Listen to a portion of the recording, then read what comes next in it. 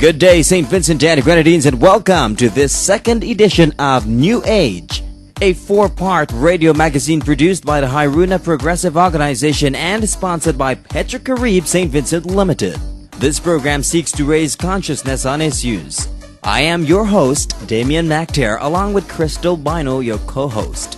On today's program, we will look at how airport development at Argyle is opening doors for our young people. We will also look at chronic non-communicable diseases, news, and more. Let us hear how international airport development is bringing opportunities for our youth with New Age's Crystal Bino. We have heard a lot of talk. I will see the completion of this. So we're doing straight up our airport. There will be a completed terminal. On how the Argyle International Airport can benefit St. Vincent and the Grenadines by improving air access, infrastructure, export of goods, and attracting foreign direct investment. But did you know that right now, the International Airport functions as a training ground for many young people, empowering them with skills they would not have acquired here in St. Vincent and the Grenadines without it?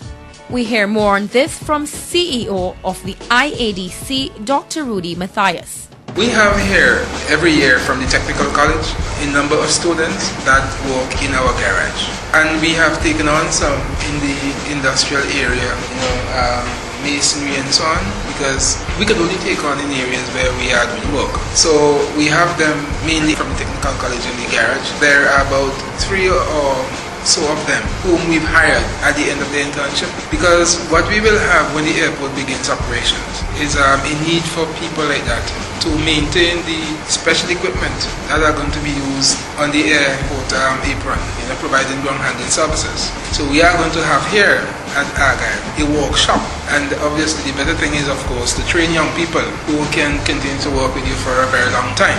So we have seized that opportunity.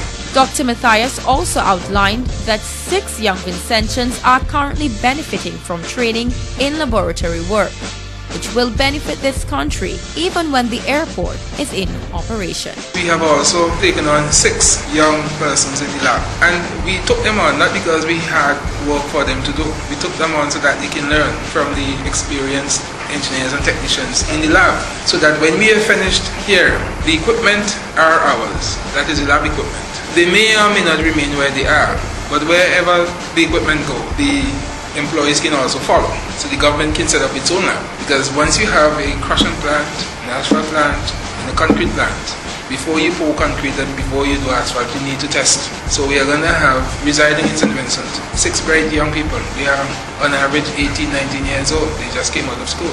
So I am proud that we are able to create this kind of capacity in St. Vincent as a byproduct of the construction of the airport. That was CEO of the IADC, Dr. Rudy Matthias.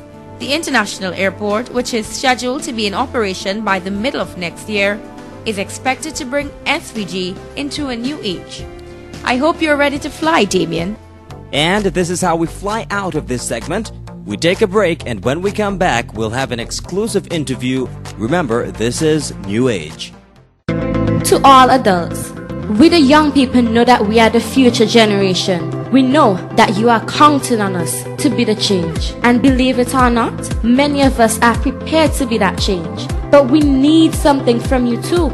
We need more adults to set the example for us to follow. We need more of you to create an environment where more youths can feel inspired to be positive role models. Because the change we need is not only about us, it's also about you. A message from the GHS Young Leaders 2013 and this station. Welcome back to New Age. On our program today, we will focus on youth and chronic non-communicable diseases. And with us, we have Mr. Harvey Farrell. He is a health educator within the Health Promotion Unit in the Ministry of Health, Wellness and the Environment here in St. Vincent and the Grenadines. Mr. Farrell, good day.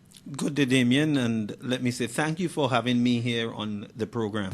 Mr. Farrell, before we delve too deep within the topic just yet, just give us an outline of what really are chronic non-communicable diseases. Well, Damien, chronic non-communicable diseases, or CNCDs as they are commonly referred to, are diseases that persist for long periods of time And they tend usually to last more than 3 months, but very often they are for a lifetime. Yes. And the opposite of chronic non-communicable diseases would be the communicable ones. Yes, of course. And naturally, these are diseases that they cannot be communicated, meaning they cannot be transmitted from one person to another. And some examples of chronic non-communicable diseases are the very common ones like diabetes or sugar, as it is commonly referred to, hypertension or high blood pressure, heart disease, stroke, kidney disease, cancer, some other lung diseases, and of course asthma. There are a host of them. Yes. Mr. Farrell, relevant to St. Vincent and the Grenadines, generally speaking, and from your wealth of knowledge on these issues as a health educator in the Ministry of Health, do we have a problem with chronic non-communicable diseases in this country? And if we do, to what extent? Yes, we do have a serious problem with chronic non-communicable diseases. As a matter of fact, chronic non-communicable diseases are the leading cause of death here in St. Vincent and the Grenadines.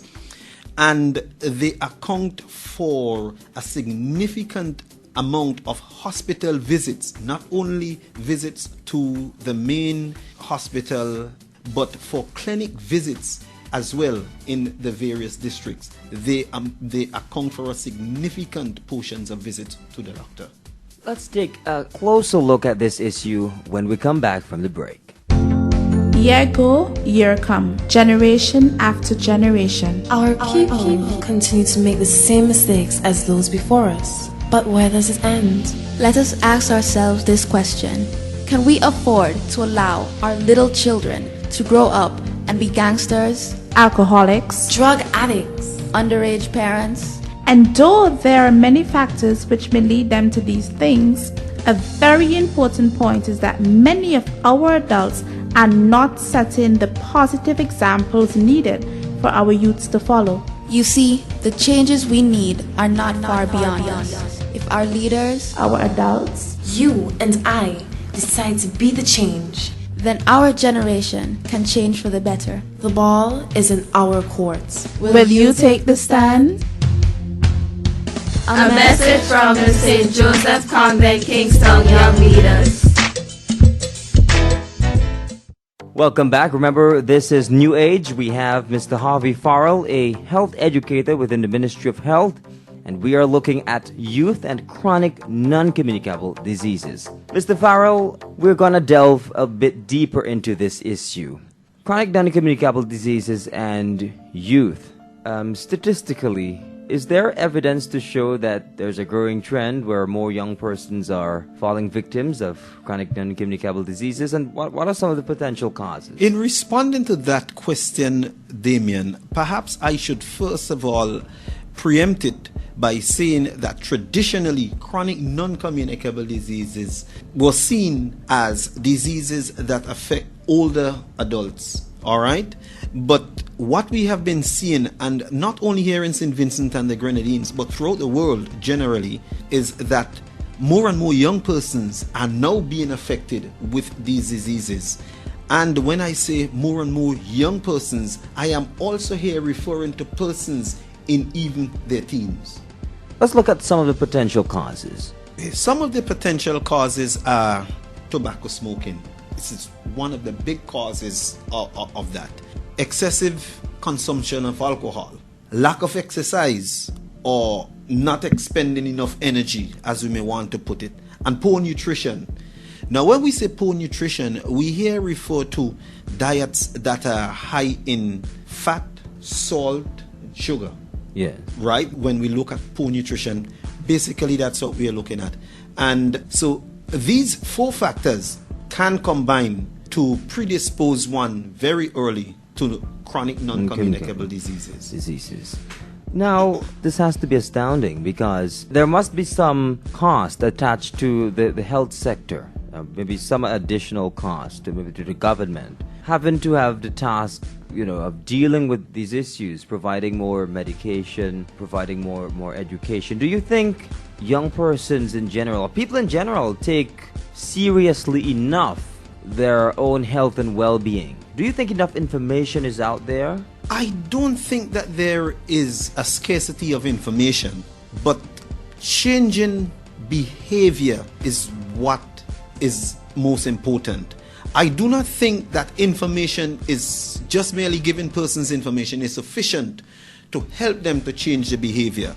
Now, while it is a start, people need to think more deeply than just taking in information. We need to be able to get people to this point where they can act on the information. And while I am saying that, the reason why we tend to focus on young people when we look at chronic non-communicable diseases is because the habits that predisposes persons, like what I said, smoking, drinking, lack of exercise, poor nutrition, these are all habits that people tend to form in the first and second decade of their life. So they form these habits very, very early. Now, forming these habits early So I I have to ask you, Mr. Farrell.